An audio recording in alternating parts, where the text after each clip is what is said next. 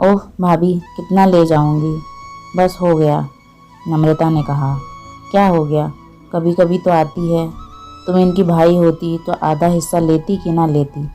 पर भाभी, भैया इतने खर्चे में हैं, आप लोगों का इतना प्यार मिल रहा है, वही बहुत है मेरे लिए। ननंद 1 वर्ष बाद आई थी।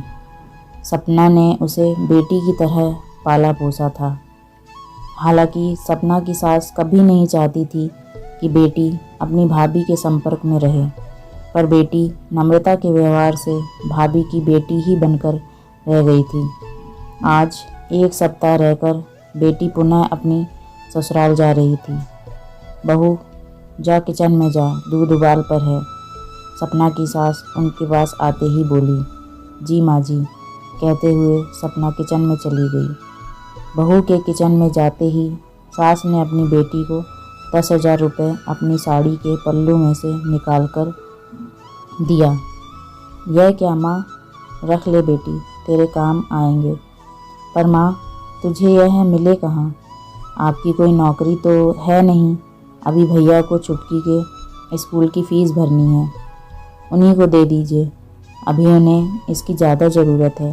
नहीं बेटी, तुम्हारे पापा मुझे कंगाल छोड़कर नहीं गए थे, रख ले। और जबरन बेटी के हाथ में रुपए ठूसकर चली गई। बेटी नम्रता को पिछले महीने का भाभी का फ़ोन याद आया। भाभी बहुत परेशान थी। भैया को सैलरी मिली थी और उसमें से 10,000 रुपये घर में से गायब हो गए, बता रही थी। उसने कुछ सोचा, वह हौले से मुस्कुराई और किचन की तरफ चल पड़ी। अच्छा भाभी, मैं चली। और हाँ, यह 10,000 रुपये अभी सोफ़े के नीचे मिला है। मेरी जूती उसके नीचे चली गई थी। जूती तलाशने में यह भी मिला।